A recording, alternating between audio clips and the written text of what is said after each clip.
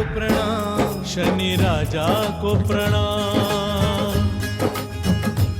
शनि साधिका doctor Vibhashri दीदी जी का संक्षिप्त परिचय। श्री शनीश्वर तीर्थ क्षेत्र शनि आश्रम चिकल थाना छत्रपति संभाजी नगर महाराष्ट्र की आप संस्थापिका हैं। आपके इस शनि आश्रम में ही 24, 25, 26 जून 2023 को एक भव्य पंचतत्व महोत्सव पंच महाभूत लोकोत्सव का आयोजन हुआ था। पंचतत्वों की सुरक्षा और संतुलन के माध्यम से जीवन रक्षा के लिए इन पंचतत्व महोत्सव में राष्ट्रीय संत सम्मेलन का आयोजन हुआ। इस आयोजन के प्रथम दिन का दीप प्रज्वलन अनेक महामंडलेश्वरों पीठाधीश्वरों ने मिलकर किया। संपूर्ण कार्यक्रम का आयोजन और संचालन प्रसिद्ध एस्ट्रोलॉजर साधिका डॉक्टर विभाश्री दीदी जी ने ही किया, जिनके व्यक्तिगत निमंत्रण पर भारत के अनेक राज्यों से 100 से भी अधिक संत महात्मा सदगुरु आध्यात्म शिरोमणि श्री शनि आश्रम छत्रपति संभाजी नगर महाराष्ट्र की पावन भूमि के संत सम्मेलन में पधारे थे और पूरे महाराष्ट्र क्षेत्र से भी लगभग 500 संत महात्माओं प्रवक्ताओं विद्वानों ने भी इस आयोजन में भागीदारी निभाई और प्रमुख वक्ताओं ने अपने अपने उद्बोधन से लोगों को मंत्रमुग्ध भी किया, जिसमें कोल्हापुर महाराष्ट्र के कनेरी मठ के पीठाधीश्वर स्वामी अदृश्य काट सिद्धेश्वर स्वामी जी, अखिल भारतीय गोसेवा संघ रायपुर छत्तीसगढ़ के प्रमुख दूधाधिधारी मठ के मठाधीश महामंडलेश्वर श्री राजेश्री महंत श्री राम सुंदर दास जी महाराज प्रमुख थे।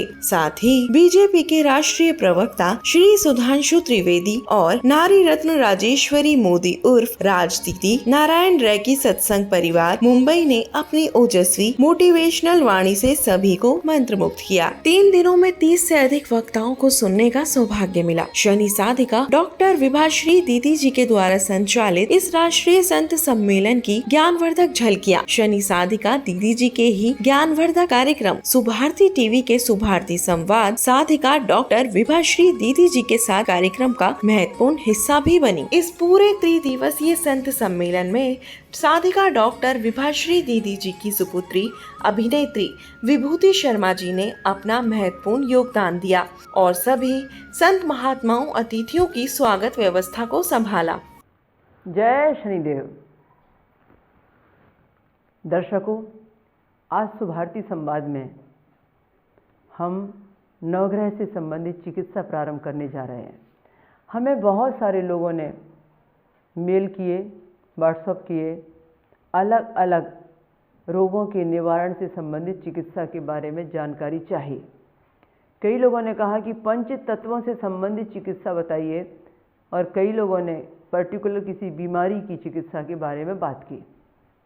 यदि हम जड़ पर पानी डालते हैं तो स्वाभाविक है पत्ते हरे भरे होंगे ही होंगे, पर यदि हम पत्तों पर पानी डालेंगे और जड़ को भूल जाएंगे तो पत्ते धोने से हमारा पौधा जो है वो हरा भरा नहीं हो सकता। हम आज बात कर रहे हैं पंच तत्वों की, यानी जड़ पर पानी डालने की। यदि हमारे पंच तत्व अच्छे रहेंगे तो निश्चित रूप से हमारा जीवन हरा भरा रहेगा। हमारी बीमारियों का कई बार कारण पंच तत्व के संतुलन का ना होना और पंच तत्वों का असंतुलित होकर हमें तकलीफ देने का कारण बनता है। हम आपको बताना चाहते हैं कि जो 5 तत्व हैं उनकी चिकित्सा कैसे की जाए और कौन सी बीमारी में कौन से तत्व की चिकित्सा होनी चाहिए और कौन सा तत्व घटने से या बढ़ने से कौन सी बीमारी का जन्म होता है। बहुत सरल और सहज चिकित्सा है और 5 तत्व से संबंधित चिकित्सा आपको समझने को मिलेगी और 5 तत्व आपके लिए बहुत महत्वपूर्ण रहेंगे। तो मैं आपको बताने जा रही हूँ कि पंच तत्व से संबंधित चिकित्सा से हम कैसे रोगों से मुक्ति प्राप्त कर सकते हैं, आरोग्यवान और आयुष्मान होने का वरदान प्राप्त कर सकते हैं। पहले समझिए कि पंच तत्व हैं क्या। पंच तत्व में आपने पंचतत्व की पूरी सीरीज देखी, उसमें आपने समझा है कि पंच तत्वों के अंतर्गत आकाश, वायु, अग्नि, जल और पृथ्वी ये क्रम से आते हैं। इन पंच तत्वों में जो आकाश की गणना की गई है उसकी चिकित्सा, जो अग्नि की गणना की गई है उसकी चिकित्सा, जो भी अग्नि के साथ वायु है, वायु से संबंधित चिकित्सा और जल और पृथ्वी से संबंधित चिकित्सा हम आपको अलग अलग बताने जा रहे हैं। और ये सारे चिकित्सा के जो बेस हैं ये पांचों तत्वों को संतुलित बनाने से रहे हैं, और पांचों तत्व यदि संतुलित होंगे तो आप आरोग्यवान आयुष्मान होंगे ही होंगे, आपकी लाइफ बदलेगी ही बदलेगी। सबसे पहले आते हैं आकाश तत्व पर। आकाश तत्व हमारी कौन सी ज्ञान इंद्रिय से संबंधित है? आकाश तत्व हमारी श्रवण इंद्रिय से संबंधित है। आकाश तत्व का संबंध स्पेस से है, गैप से है, शून्य से है, कहीं किसी चीज़ के बीच में डिस्टेंस से है। इस विषय को समझना है। यदि हम आकाश तत्व को खो देते हैं या आकाश तत्व को सही तरीके से संतुलित रूप से इस्तेमाल नहीं करते हैं या आकाश हमें नहीं मिलता है तो हमारे जीवन में मेंटली बहुत ज़्यादा डिस्टर्बेंस आते हैं, डिप्रेशन से लेकर मानसिक रोगी तक हम बन जाते हैं। आकाश तत्व को समझना बहुत ज़रूरी है, और हम खुली हवा में सांस लेकर हम बहुत मानसिक रूप से ऊर्ध्वगामी बने, इसलिए हमें आकाश तत्व की बहुत बहुत ज़रूरत है। आकाश तत्व का सबसे बड़ा काम है मन को संचालित करना, तो हमें मन का रिलेशन जो है वो मिलता है मेडिटेशन से। मन यदि हमारा खुराक पाता है, मन यदि हमारा प्रबल और शक्तिशाली होता है, मन को यदि ताकत मिलती है तो वो है साधना पद्धति, वो है मेडिकल, वो है मौन चिकित्सा, और वो है हमारे मंत्र जाप। तो हमें चाहिए कि मन को शक्तिमान बनाने के लिए, मन को सही तरीके से काम करने के लिए, सुपात्र बनाने के लिए हमें अधिक से अधिक साधनात्मक नियमों का पालन करना होगा। मौन चिकित्सा अपने आप में एक अद्वितीय चिकित्सा है। इससे आपकी ब्रेन लाइन बढ़ती है और मन स्थिति आपकी बहुत सुधरती है। हमें चाहिए कि मन के लिए, आकाश तत्व की पूर्ति के लिए, आकाश तत्व के द्वारा मन का संतुलन बनाए रखने के लिए हमें हमारे जो भी ऐसे स्थान हैं जहाँ पर हम घूम सकते हैं, फिर सकते हैं, वहाँ भ्रमण करना चाहिए। और आकाश तत्व के लिए हमें मेडिटेशन सबसे पहले करना चाहिए। सोकर उठते ही लें या रात्रि में सोने के समय में लें, पर मेडिटेशन तो करना ही पड़ेगा, क्योंकि मन की शक्ति जो है, मन पर नियंत्रण करने का काम जो है वो मेडिटेशन ही करता है। तो प्रत्येक व्यक्ति को मेडिटेशन करने की आदत डालनी चाहिए। यदि आप मेडिटेशन करते हैं तो आकाश तत्व की पूर्ति आपकी होती है। नो डाउट, यदि आकाश तत्व की पूर्ति होगी तो आप अच्छा सुनेंगे, अच्छा बोलेंगे, और श्रवण इंद्रिय आपका बड़ा सा साथ देगी। इसलिए आकाश तत्व जो है वो आपकी विचारधारा है, आपकी जिज्ञासा है, आपकी इच्छा है, आपका आत्मविश्वास है और आपकी इच्छा पूर्ति है। ये सारी चीज़ें आकाश तत्व से जुड़ी हुई चीज़ें हैं। मैं साथ साथ आपको ये बताऊं कि आकाश तत्व को संतुलित बनाएंगे कैसे, खान पान आहार आदि संपूर्ण में। सबसे पहले तो ये है कि आपके घरों को थोड़ा खाली रखिए, स्पेस रखिए, जगह रखिए, खचाखच गोदाम के जैसा भर के मत रखिए। स्पेस का दूसरा नाम आकाश है। दूसरा यह है कि जहाँ से आपको आकाश दिखाई देता है, जहाँ पर आप बंगले से दूर हो जाते हैं और चारों तरफ आपको नीले नीले बादल दिखाई देते हैं, जहाँ से आकाश के दर्शन होते हैं, तो मान के चलिए कि वह आकाश आपकी कमियों की पूर्ति कर रहा है। यदि ऐसी स्थिति नहीं होती है तो जो महल दो महले जो बंगले बने हुए हैं उनमें आंगन की जगह खुली छोड़ी जानी चाहिए। वहाँ से आकाश तत्व पृथ्वी को स्पर्श करना चाहिए, पृथ्वी पर आना चाहिए। तो ही आप जिस घर में या बंगले में रह रहे हैं वहाँ रहना आपका सार्थक हो सकता है। आकाश तत्व का सबसे गहरा जो रिलेशन है हमारी कामनाओं से है, हमारी इच्छाओं से है। यदि कोई व्यक्ति अपने आप को विरक्त कर लेता है, वैरागी हो जाता है, कोई व्यक्ति अपने आप को साध लेता है, कोई व्यक्ति साधनात्मक तरीके से साधक बन जाता है, तो तमाम प्रकार की ये भावनाओं से वह ऊपर उठ जाता है, तमाम प्रकार की इच्छाओं को वो दमन कर देता है और वह अपने दुख पर विजय प्राप्त कर लेता है। कहना यह है कि आप अपने जीवन में आकाश तत्व को प्रबल करने के लिए अधिक से अधिक मौन का पालन कीजिए। दोनों समय भोजन करने के समय में आप बात मत कीजिए, सिर्फ मौन मौन मौन का ही पालन कीजिए। और इसके अलावा आप फल अधिक खाइए जिसमें आकाश तत्व आपको भरपूर मिलेगा, जल तत्व भी भरपूर मिलेगा। भोजन गरम गरम ग्रहण कीजिए, ठंडा मत लीजिए। यदि गर्म भोजन लेते हैं तो उसमें आकाश तत्व की अधिकता पाई जाती है। आकाश तत्व के लिए खुली हवा में बैठना आपके लिए बहुत ज़्यादा ज़रूरी है। यहाँ तक कि आपको सुबह सूर्योदय के पहले आपको जब बिल्कुल खुला आसमान दिखाई दे तब पैदल भ्रमण करना, वॉक करना आपके लिए वरदान साबित हो सकता है। कहीं छत पर कोई खुली जगह है जहाँ ऊपर से नीला आकाश दिखाई देता है तो आप आंखें बंद करके बैठिए। आंखें बंद करके बैठिए और 20 मिनट तक आप इमेज बनाइए इस तरीके से कि कोई फिल्म ऐसी तैयार हो रही है कि आप नीली नीली किरणों को छू रहे हैं, नीली नीली किरणें आपको छू रही हैं, आपके शरीर के ऊपर में वह आशीर्वाद की वर्षा कर रही हैं। और नीली किरणों से व्यक्ति का मेडिटेशन सबसे अच्छा होता है क्योंकि वो शांति की द्योतक है और वो शक्ति की द्योतक है। तो आप नीली किरणों के साथ में रहने की कल्पना कीजिए और भाव कीजिए कि ये आपको प्रबल कर रही हैं, पोषक है ये आपको पुष्टि दे रही हैं। इस तरीके से जब आप ये प्रयास करेंगे सुबह सोकर उठते ही, रात में सोने के समय में या जब अवसर मिले तब, तो आप ये देखेंगे आपने अपने आप को बदल लिया, विचारधारा को बदल दिया, आपने अपने दुख पर नियंत्रण प्राप्त कर लिया और आपने अपनी याददाश्त को भी अच्छा कर लिया। तो ये मैंने आज आकाश तत्व से संबंधित चिकित्सा का वर्णन किया। हालांकि पंचतत्व के आधार पर पंचतत्व सीरीज में हम आकाश तत्व के प्रदूषण के बारे में और आकाश तत्व के संपूर्ण दर्शन के बारे में बहुत कुछ चर्चा कर चुके हैं पहले भी। अब इसके बाद में हम आते हैं वायु तत्व के ऊपर में। वायु है तो जीवन है, वायु के बिना श्वास नहीं है और वायु का स्थान जो है वो हमारे फेफड़े हैं और वायु का संबंध जो है वो प्राणायाम है।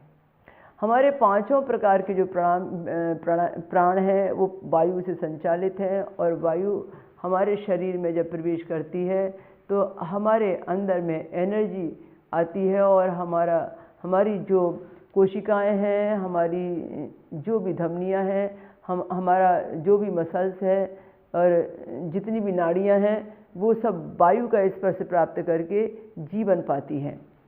इसीलिए वायु हमारे जीवन में बड़ी महत्व की है और वायु के द्वारा हम अपना ही नहीं, हम सारी सृष्टि का जीवन संचार देखते हैं।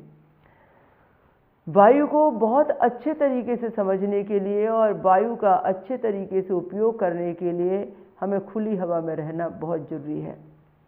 दूसरा, हमें मॉर्निंग सुबह सुबह भ्रमण करना और वह भी तेज गति से भ्रमण करना, वह भी स्पीड से भ्रमण करना, एक टारगेट बनाकर कि आप इतने मिनट के अंदर में इतने किलोमीटर पैदल चलते हैं तो फिर वह वायु का संचार बहुत अच्छा आपके शरीर में होता है।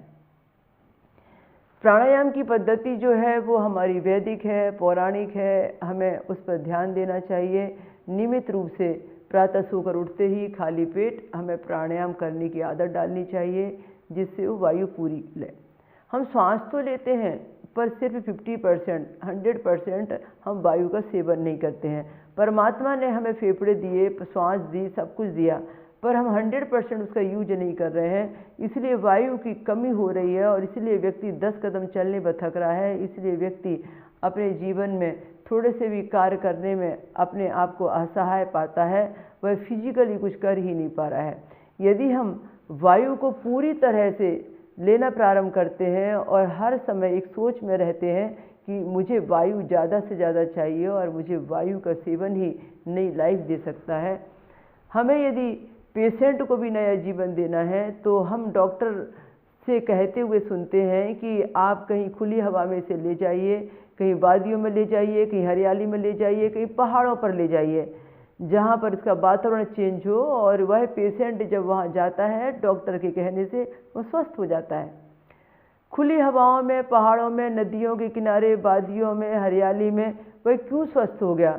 क्योंकि वहाँ पर उसे कई तत्व मिले, उसे आकाश तत्व भी मिला, उसे वायु तत्व भी मिला, उसका वातावरण बदल गया जिससे वह पृथ्वी से अटैच होकर वह पृथ्वी तत्व के साथ में भी अपना योग बनाने लगा। ऐसी बहुत सारी बातें थीं जो उसे अंदर कमरे में नहीं मिल रही थी, जो उसे मेडिकल से नहीं मिल रही थी, वो खुली हवा ने उसे दे दी और खुली हवा ने सोए हुए हमारे सारे के सारे मसल जगा दिए, नाड़ियाँ जगा दी और 72,000 नाड़ियों में जान भर दी।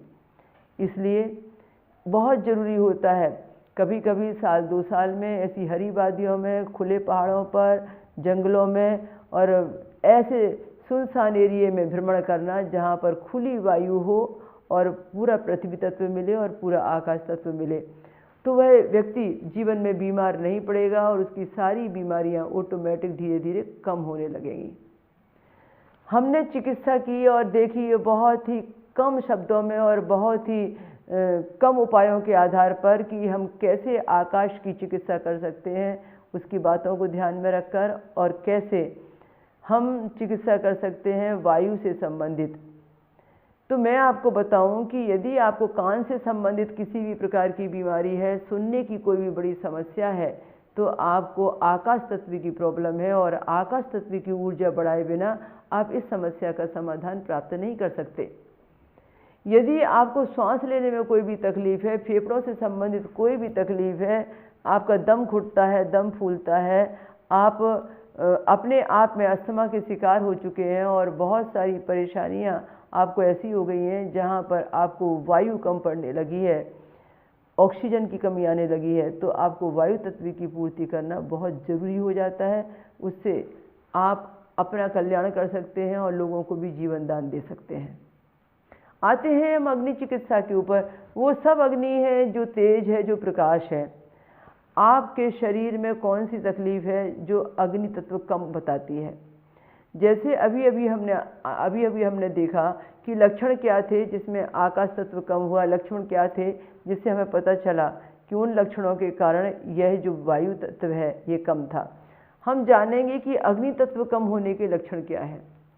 यदि व्यक्ति निस्तेज हो जाता है, उसके अंदर कॉन्फिडेंस नहीं है, यदि कोई व्यक्ति पूरी तरह से डल रहता है, जिसे हम कहते हैं कि उसकी एनर्जी बिल्कुल लो हो गई है, तो उसके अंदर में अग्नि तत्व की कमी हो गई है। यदि कोई व्यक्ति ऐसा है कि श्रम करता ही नहीं है या श्रम कर ही नहीं सकता है या श्रम करने की स्थिति में ही नहीं है, तो इसका मतलब है कि अग्नि तत्व उसकी लो हो गई है। यदि कोई व्यक्ति थोड़े से भी थक जाता है और थोड़े से भी कार्य करने में वह अपने आप को असमर्थ महसूस करता है, वो एक से ज़्यादा कोई काम नहीं कर सकता है, तो समझना चाहिए कि उनका अग्नि तत्व लो हो गया है। चेहरे पर तेज हो या शरीर के अंदर में तेज हो, चेहरे की आपकी खूबसूरती, आपका तेज क्रांति में चेहरा दिखाती हो और या बॉडी के अंदर में आपको एनर्जीफुल बनाने की ताकत देती हो, यह आपका तेज सूर्य से मिल रहा है, प्रकाश से मिल रहा है, अग्नि से मिल रहा है, ऊर्जा से मिल रहा है, इलेक्ट्रिक से मिल रहा है, इलेक्ट्रिसिटी से मिल रहा है। ये सब जगह सोर्स हैं आपके पास तक अग्नि आने के। इसके लिए बहुत बड़ी परेशानी जो होती है अग्नि तत्व के नाम से, जो तकलीफ़ें ज़्यादा होती हैं, बॉडी में जलन की, बॉडी में खुजली की, बार बार वोमिटिंग आने की और बड़े पैमाने पर सिर दर्द की, कि एक बार यदि सिर दर्द होता है तो बंद ही नहीं होता। बार बार आपने कुछ भी ऐसा नहीं खाया होता कि जिससे शरीर की खुजलाहट बढ़े, पर शरीर की खुजलाहट तो बहुत बढ़ जाती है। कई बार पित्त इतना बढ़ जाता है और कई बार व्यक्ति कुछ खाए पिए तो भी बीमार और नहीं खाए तो भी बीमार अपने आप को महसूस करता है। व्यक्ति के अंदर चिड़चिड़ाहट आने लगती है, उसका व्यवहार बदलने लगता है, उसको गुस्सा आने लगता है और अग्नि तत्व उसके अंदर में ज़्यादा मात्रा में होने लगता है। अग्नि तत्व घट गया है तो तकलीफ है और बढ़ गया है तो तकलीफ है, दोनों ही कारण तकलीफ के हैं। इसलिए समन्वय बिठा के चलना, संतुलित जीवन रखना बहुत ज़रूरी है। अग्नि तत्व की यदि कमी आपके शरीर में हो जाएगी तो बात की शिकायत हो जाएगी, संधि बात की शिकायत हो जाएगी, बॉडी पेन की शिकायत हो जाएगी, मसल्स पेन की शिकायत हो जाएगी, आपके शरीर में एनर्जी नहीं रह जाएगी। आपको ऐसा लगेगा कि छोटे छोटे कार्यों के लिए दूसरों पर डिपेंड रहना पड़ रहा है। अग्नि तत्व सबसे अधिक हमें मिलता है सूर्य की ऊर्जा से, सूर्य की गर्मी से और सूर्य की धूप से। इसी तरीके से हर उस गर्म चीज़ से हमारी चिकित्सा होती है जिसमें अग्नि समाहित होती है।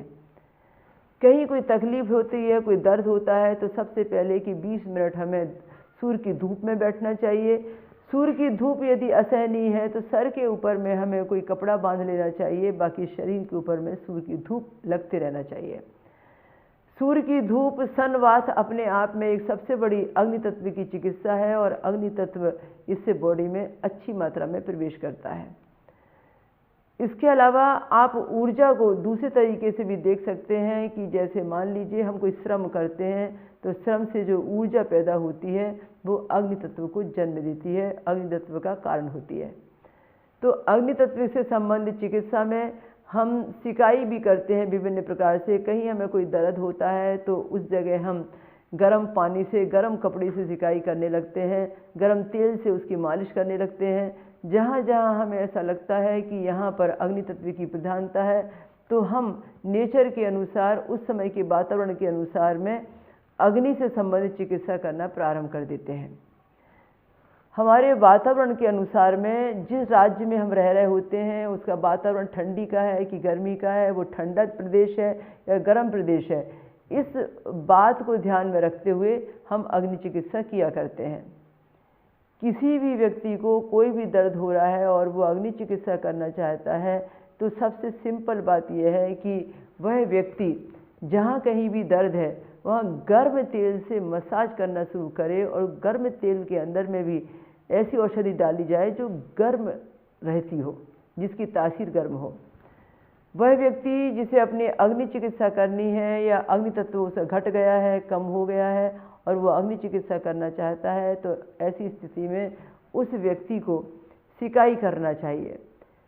सिकाई के कई सिद्धांत हैं। हम नमक की पोटली बनाकर उसे आयरन के ऊपर या तवे के ऊपर गर्म करके भी दर्द के स्थान पर सिकाई कर सकते हैं, या ज़्यादा मात्रा में नमक लेकर और एक बड़ी मात्रा में उसकी पोटली तैयार करके हम जो भी हमारी गैस है, चूल्हा है, जहाँ पर हम बैठते हैं रहते हैं वहाँ उसे गर्म कर करके और जहाँ हमें दर्द हो रहा होता है वहाँ उसकी सिकाई की जा सकती है, उसे गर्म किया जा सकता है।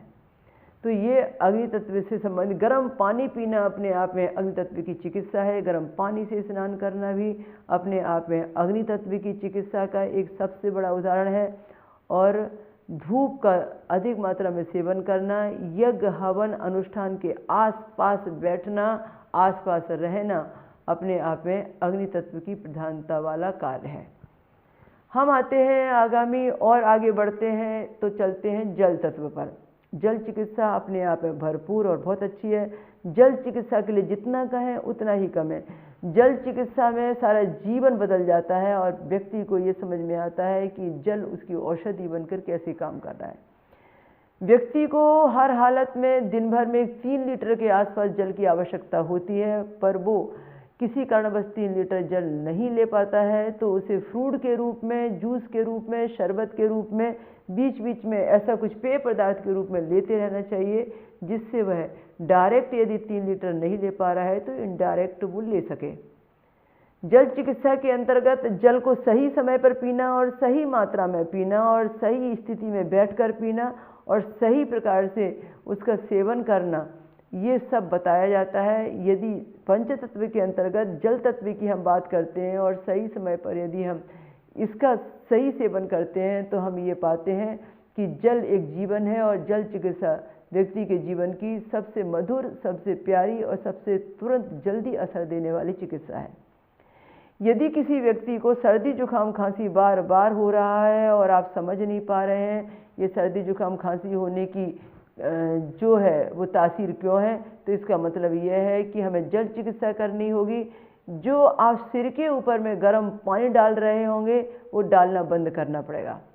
सिर के ऊपर में गर्म पानी डाल के स्नान करना या कभी कभी सिर के ऊपर में गर्म पानी से हमला करना, गर्म पानी का यूज करना, इस बात का प्रमाण है कि आप खुद के लिए सर्दी जुकाम खांसी कफ आदि बनाने की और उससे प्रभावित होने की तैयारी कर रहे हैं।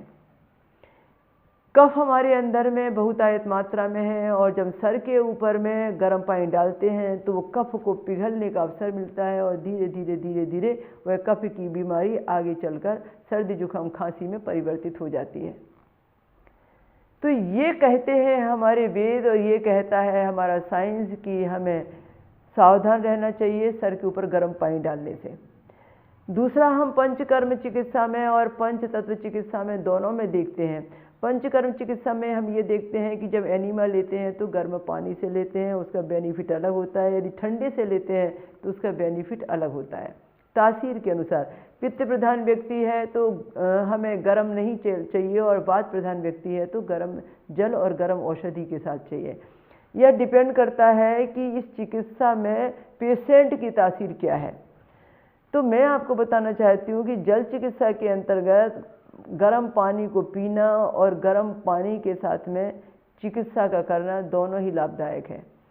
आप यदि सुबह सोकर उठते हैं और गर्म जल का सेवन करते हैं, दोपहर के भोजन के पहले गर्म जल लेते हैं, रात के भोजन के पहले गर्म जल लेते हैं, रात्रि में सोने के पहले आप गर्म जल लेते हैं, तो इसका मतलब यह है कि जल चिकित्सा में आपको भरपूर फायदा मिलेगा और आपको लगेगा कि यह जल मेरे जीवन में एक बड़ी बीमारी का समाधान करके गया है।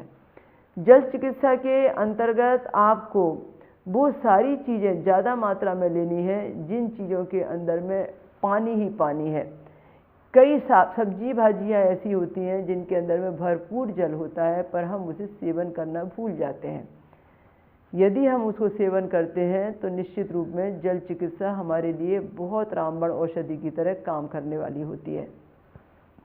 किस चीज़ के ऊपर पानी नहीं पीना चाहिए? फलों के ऊपर पानी नहीं पीना चाहिए। केला है, सेब है, जो भी है, किसी भी फल के ऊपर में एक घूंट से ज़्यादा पानी पीना आपके रोगों को निमंत्रण देने के जैसा होता है। किसी मीठी चीज़ के ऊपर में भी कम मात्रा में पानी पीना चाहिए, एक साथ पानी नहीं पीना चाहिए।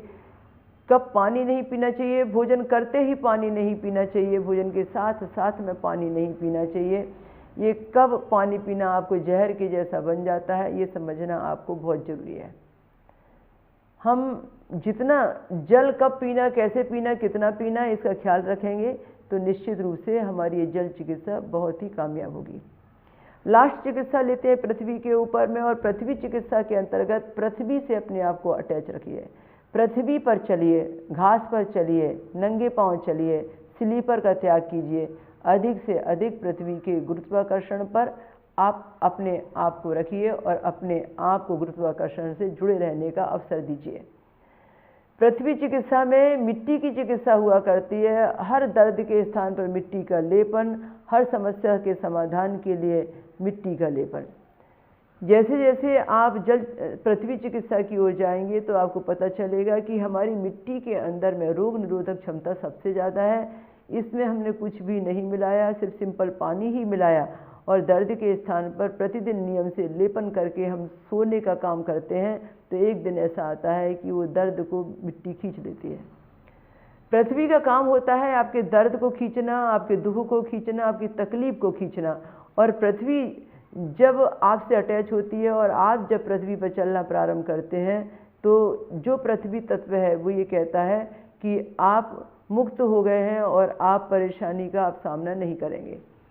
तो पृथ्वी तत्व को भरपूर जीने के लिए, भरपूर लेने के लिए हम तांबे के अलग अलग प्रकार के बर्तन भी करते हैं, रखते हैं, और हम पृथ्वी के अंदर में तांबे का वायर डालकर और अपनी बॉडी से तांबे का वायर टच कराकर सोने का प्रयास भी करते हैं। हमारी चप्पलों में, जूतों में भी हम बारीक बारीक तांबे के तार फिट करके और चलना प्रारंभ करते हैं कि पृथ्वी की अर्थिंग हमें भरपूर मिलनी चाहिए।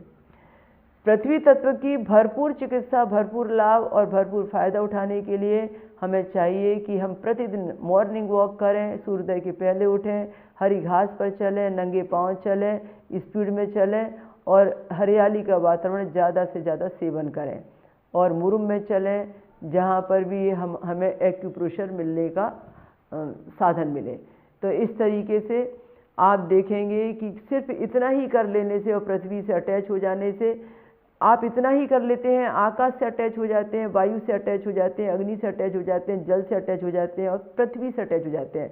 तो मैं समझती हूँ कि पंच तत्वों को जी लेते हैं, पंच तत्वों की शक्तियों को प्राप्त कर लेते हैं और आप बड़ी से बड़ी बीमारी का इलाज कर लेते हैं। पर कब? जब कंटिन्यू लगातार 21 दिन तक के आप करते रहते हैं तब। तो मैंने ये वैदिक शिक्षा और मैंने ये वैदिक ज्ञान और पंच तत्व से संबंधित चिकित्सा आपको सौंपी, आपको बताया और आप इसको फॉलो करें। तो दर्शकों, मिलते हैं फिर अगले शनिवार को पुनः इसी इसी कार्यक्रम में सुभारती संवाद, और आप तब तक के हमारे बताए उपायों को करते रहिए और अपने सुझाव, अपने मार्गदर्शन हमें देना ना भूलिए। हमारे YouTube चैनल पर भी अपने कमेंट जरूर कीजिए, हमें बताइए कि आपको ये हमारा कार्यक्रम कैसा लगा। धन्यवाद, नमस्कार, प्रणाम, जय हिंद।